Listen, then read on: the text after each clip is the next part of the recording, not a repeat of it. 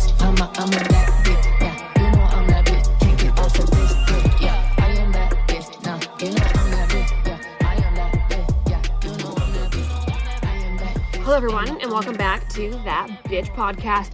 Hope you guys all had a fantastic past week and a half. Mine has been a little busy / I forget what I do like the next day anyways. What did I even do this weekend? I picked up a bunch of groceries because my meal prep for this week is totally fucked. I have to get a colonoscopy and a gastroscopy or something when they have a camera and tube that goes down your throat, and then obviously the colonoscopy goes up your butt. So for the colonoscopy, I have to drink like this big thing called Peg-Lite. It's like a laxative basically, plus I have to take laxatives, 4 of them, and it's a 2-day prep. So my first day is a low residue or something diet. So basically I can't have coffee, anything that has fiber. I can't have anything with fiber. And then the next day is all liquids. Fun. So this week's episode is about how to get over your ex. It's kind of like not super serious episode, kind of funny, but some tips might actually help you, some may not. I'm going to tell you how I got over my exes. Well, yeah, some of them I didn't even it wasn't really hard to get over some, but yeah. So I was going to start off with a very vulgar one. So you know what? Fuck it. Okay. Speaking of fucking, one way to get over your ex is fucking your ex. That was one thing that I did. It was like the most serious one I had. It was like the 2-year relationship. We had reconnected later on. I wasn't like still in love with him or like anything that he did hurt my feelings. Nothing like that. It was just kind of like I was over it. But then to know I was really, really over it, I ended up hanging out with him and his family at his house, and then I ended up staying the night.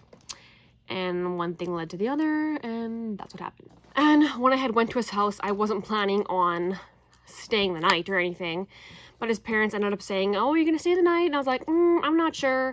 And then we were like done at the fire on like their deck outside. So me and him ended up going to his room, hung out, made out, and fucked. I remember telling him to be proud of his dick because he had a nice dick. He did have a nice dick. It does have one. It does have a nice one. I don't know what it looks like now. Probably the same, I would assume. Size-wise, it's a good time. I guess at least I know that my first boyfriend and first dick I fucked, sucked, blah, blah, blah, was a good one. But different exes, what I have done is write a pros and cons list. This one I always felt helped me the most when I decided if I want to break up with the person or why I should stay with this person. But then it also helps remind you why you are not with that person and why you shouldn't be with that person. So especially the one ex that I always got back with all the time, that I probably still would to this day, but I'm not like hurt in any way seeing any of his stuff, but he did block me on everything. But having a pros and cons list definitely helps, because it's like every single time I would go back down onto that list, and it's like you add more to each side. Mainly the con side is what always happened. And you just kind of remind yourself, okay, that's why I'm not with him. Yeah.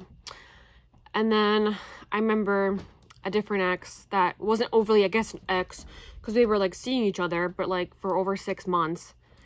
And this is the one that really hurt me the most when we like ended up ending things. Well, he basically ended things, and then I found he was dating a chick, and I think he's still with her. But it's like, you know, when you kind of know it's over when you're fucking that person and you're like, why am I doing this? That's kind of what I had the first situation too with the main relationship I had.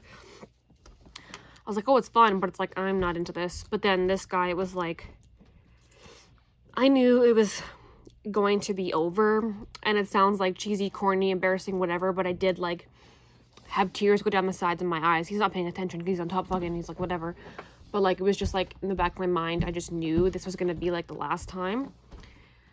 And to get over that relationship, I don't think I made a pros and cons list.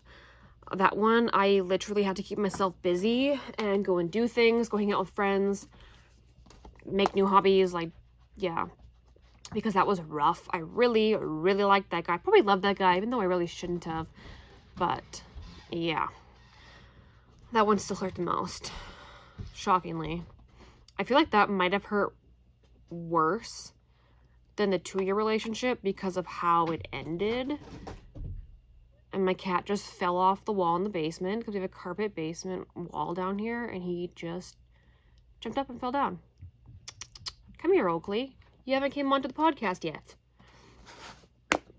Yeah, so keeping yourself busy is definitely a good one to do, because why think about the person who just hurt your feelings, or if you broke up with them, like, why do you want to think about that person you're no longer with? I feel like the hardest part when you get out of that relationship is like realizing you no longer have that good morning, good night text and someone to talk to all day, every day, and have that person as yours. You can hang out with them and all that kind of stuff. When you're single, you ain't seeing fucking anybody unless you're just fucking a bunch of people and you just don't care, which is also a fun thing. Luckily for me, I have a best friend who is there for me, so I text her. We text like literally all day, every day, and if we don't text like for 1 day or 2 days, it's weird. Then we like check up on each other to make sure like we're okay. We're usually busy or just having a down day, like not feeling great, but get yourself a best friend who will always be there for you, that you can talk to about anything and that doesn't judge you, but is also brutally honest. I'm that person for my friend, and my friend is that person for me, my best friend. Something I also always did, and probably still do now, especially like before this episode, I listen to like screamo music, like emo, or what do people call them? Scene was another thing, but e-girls, e-boys, that's like emo, but just a new name for it. That kind of music, I always feel like just rocking out hardcore and just screaming and yelling my face off always just like lets all that pressure out and emotion. Then you feel pretty great after. Also, it's okay to cry. Crying to get over someone is totally a-okay. Because you know what? Even just sometimes you might not be crying about anybody. All of a sudden you just start crying. You got to get those emotions out. I also looked up some tips on how to get over your ex. This one says, how to get over an ex-boyfriend who has moved on. Stop blaming yourself. That is very true. You always blame it on yourself, like, oh my god, what did I do? How could I have fixed things? What could I have done better? You know what? Usually there's nothing. Unless you're the one who literally fucked up because you were doing drugs or something, then that's on you. Then you gotta go deal with that shit. Go to detox or rehab, whatever. But in my case, he was the one that was doing all that shit, and then we broke up, and then I was on our 2 years, and then I got it via text saying, oh, I was doing coke whenever we hung out. Right before I would come over, I would do a line in my truck, and then we'd hang out because I know I'd be bored hanging out with you. So that really, really hurt. And like nowadays, that's all you do with people is just hang out, like watch TV. Yeah. Or go for a drive. And that's literally what we did all the time then. And now it's literally what you still do when you're older. So, yeah. Cool. Next one says, don't think about being friends. That is probably a key thing. I highly do not recommend being friends with your ex. Because then you're going to think about those feelings and you're going to hang out with them. Like the one ex that we always get, whenever we talk, we're like, things are back to normal. It's like no time has passed. Yeah. Can't really be friends with him because it always leads to one thing to the next. Yeah. It's totally okay to be civil and mutual and like good with your ex, but don't be your ex's friend. That just makes things harder, especially when you get in a new relationship. Then you have to explain to your new partner that you're still friends with your ex. You hang out with them. But I mean, every situation is different, but I just don't recommend staying friends with your ex, because that can make things extremely awkward and even harder to lose those feelings for that person. This one says dump all reminders. Okay, I get it. It says like if you have a shirt that smells like them, like throw it out, give it away. That one, so I still have things from my ex, but that's because I actually asked for the one thing, which was my Playboy Bunny blanket. But then I also have this Forever Rose that I got for Christmas from him. It was like our first Christmas. And it's super cool. I'm going to grab it actually and show y'all what it looks like. So this is the Forever Rose. It is a legit rose that's covered in, I think it's called like 24 karat gold or whatever. And then whatever else they coated in. It is extremely dusty because it just sits on my shelf in this vase, whatever you want to call it. Because it is very fragile. I don't want to break it. But like, why would I ever throw this thing out? It's so cool. If I wanted to, I could get more.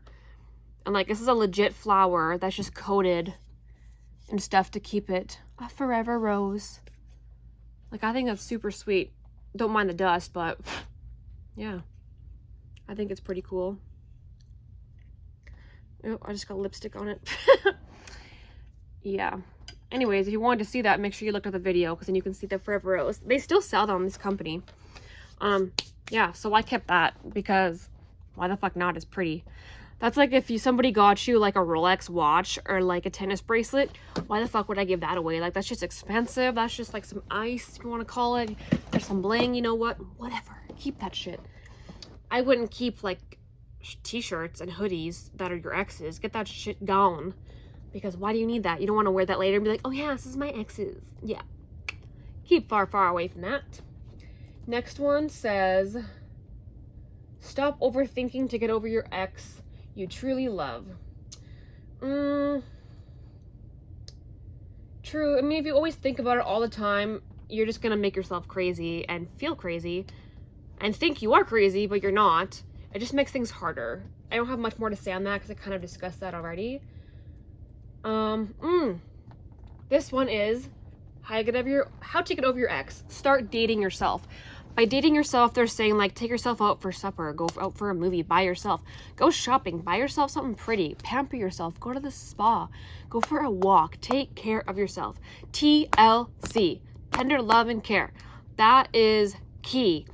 That's also one of the big things that I started realizing I had to do. But now I'm so like independent.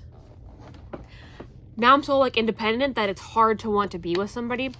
Like, I do want to find somebody I want to be with, but I don't just want to like date just to date. I go in phases that I'm like, I want to date to get married. Then I'm just like, I want to date to date. Then I'm like, I just want to fuck to fuck. That's a problem. Then I go, why would I want to be with anybody? What the fuck is the point? Sometimes, most times, it's a waste of fucking time. I feel like at my age, if I'm in a relationship, fully boyfriend, girlfriend, I am with that person to marry that person. I could say I'm seeing someone, that could just mean fucking, seeing where it's going. But if I'm fully in a relationship with you, we're in it to the end. That's what I'm looking for. If you're not looking for that, kick rocks, basically. This next one says, spend time with your close ones. So similar kind of what I talked about with like my best friend. You can also do that with family. Like, your friends and family, well, should be there for you. Most people do have friends and family. If you don't, there are apps you can actually meet friends on too. Like, I think, was it Bumble? Had like a friendship one. I don't think it was Tinder. There is one of those apps, like a dating app, but you can find actually friends on it instead of dating. But I think most people do have at least an acquaintance that they talk to, or just like go online and start talking to people just cause. With that Omegle or whatever, you go on like webcams with random ass people. That may be hit and miss. You might get a dick and you don't want a dick in your face, and yeah. Next one is think about the things you won't miss. Yes. That kind of intertwines with the next one, is focus on his negatives or her negatives. The thing that I always thought about for most of them was like, I was always trying harder than they were, which was extremely frustrating. And it's like, I always go in that honeymoon phase where I want to see that person every day, all day, like, talk to me. But then I go, I'm like, I don't want to hang out with you, but just talk to me still, like, throughout the day. If you're busy, just say, hey, I'll text you in a bit. I got this to do. Sorry, I'm busy. I'll talk to you a little bit later. Cool. But make sure you fucking respond back to that person. And a lot of those times, boyfriends, whoever things, they wouldn't, which is very frustrating. So there was that. There was, of course, the drug things that most dudes that I dated did drugs, except for the one guy that was baby daddy. I don't know if he did drugs. I wouldn't be surprised. But I didn't want baby mom drama, so I got out of that relationship in a month. But we did, like, hang out for, like, a few months, though. Then I ran into him at, like, the spray park with my niece and nephew and my sisters, brother-in-laws, and my mom. It was weird. And his daughter was there. Then the other guy was like a gym rat. He just had a really big ego, and I just couldn't stand it anymore, and I was just really, really over it. If your partner or ex-partner is abusive, that's one thing you don't want to miss. You want that gone, gone, gone. But definitely focusing on the negatives of your ex helps. Because you remember, wow, I'm so glad I'm out of that relationship. I don't have to deal with X, Y, and Z. I don't have to tell this person where I am all day, every day. Because some people are like that. Some people are really controlling. It can be a man and it can be male or female. It can be both. People are very controlling. It's on both sides of that spectrum. Next one. Learn and forgive. It says, why can't I get over my ex though? I have a new boyfriend, you ask, because you're not forgiving your ex. The pain and ache remain with the memory of the breakup. So basically, forgive that person. So it says, forgive the partner who cheated on you, not for them, but for your growth and progress. Yes, basically forgive them for yourself and not for them. Do things for you. So like the ex that did all the time, I forgive him, sure, I don't give a fuck now. Would I hang out with him again? Would I date him again? Hell, no. That like crushed my heart, shattered it in pieces, and broke it all over the floor. Forgave them all, I don't care. But I would never go back into that situation. So it makes me very happy that I'm no longer with any of these a-holes. Then I gotta deal with new a-holes, which sucks. But definitely one to do is forgive and forget. Well, I guess not forget. Forgive. Don't forget. Just do it all for yourself. Forgive for yourself. Get out of your comfort zone is one.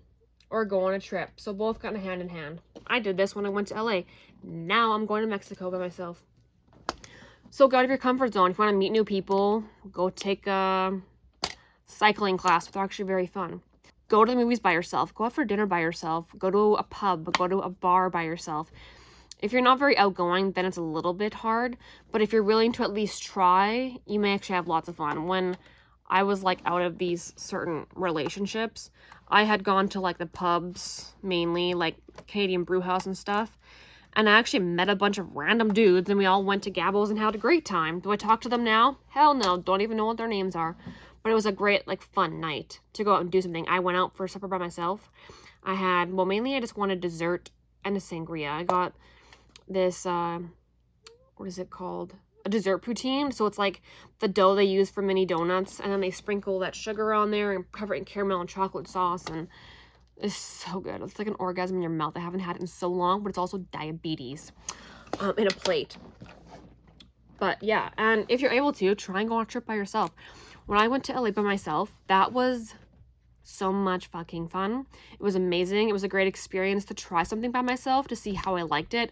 And fuck, did I ever love it, because I don't like having to deal with somebody else. You can do things on your own time. The only thing that I hated was going to the beach. It's very lonely going to the beach by yourself if you're just gonna like lay in the sand. It's different if you're like on a resort, which is where I'm going in a week and a half. I leave on August 4th to the 12th. Ding! So I'll have a new podcast about my trip.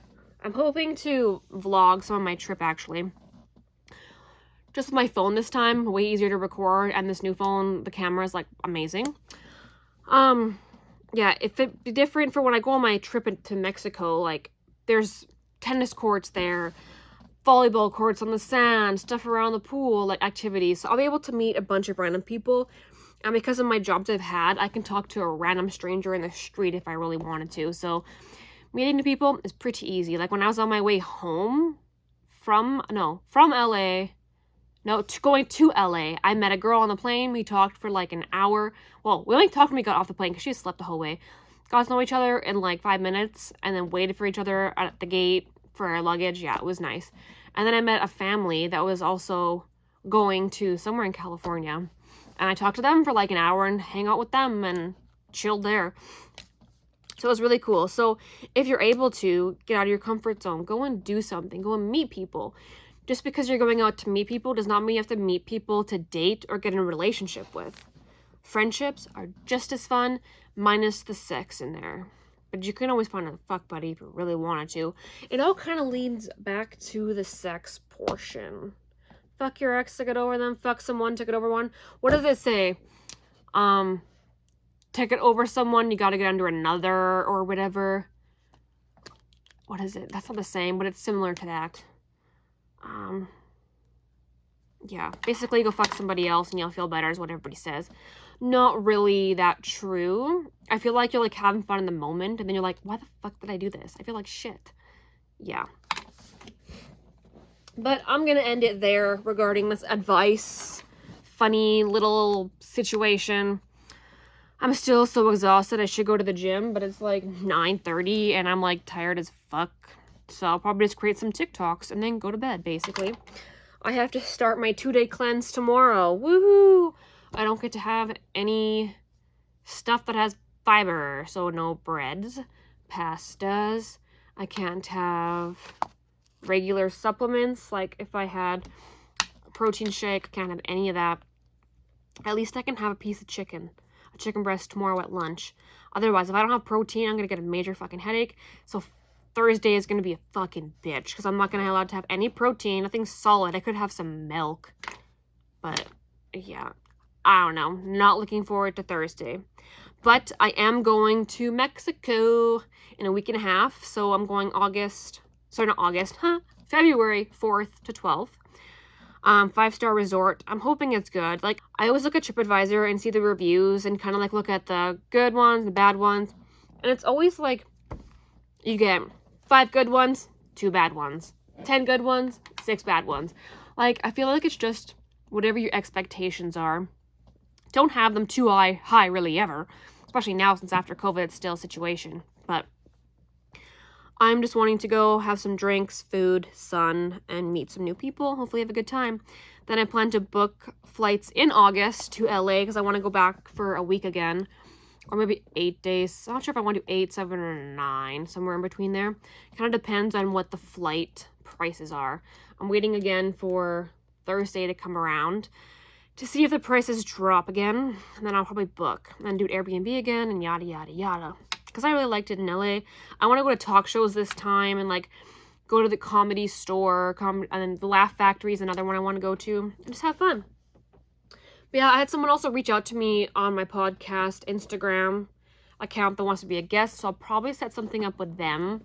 Figure out what they're about and all that kind of stuff. And then I did finish that podcast, the After Party podcast, which I think comes out on the 29th. They're still editing it. 29th is January. It's on a Sunday. So it's coming out this coming Sunday as far as I know. Should be interesting. I do not remember what the fuck I talked about because I was like litty titty off wine. Yeah. So that could be bad, could be good. Who knows? Could be in between. Yeah, so make sure you follow me on Instagram at Serena Laturnis and then that _bitch_podcast. Twitter, Serena Laturnis, and then that's that bish podcast. Facebook, I have the Serena Laturnis page, so I have my personal, and then I have like the business, like public figure page on there. Make sure you subscribe and like on YouTube. Help me get this video out there and help me get this podcast freaking out there. And I need advertisers, so the struggle is real trying to get advertisers and ads so you can make money off the videos. That's like really, really hard when you're not a known person. And I've been doing this now 2 years, just about 2 years, I think, on YouTube, and then 1 year just audio. Yeah. So just about 3 years. That's fucking insane. Anywho, hope you guys all have a fantastic night, weekend, and the next week and a half. Hope you have a great time. I'm gonna go get a tube shoved down my throat and up my asshole. So make sure you tune in a week and a half because you never know what tea's about to be spilled next. Bye, bitches.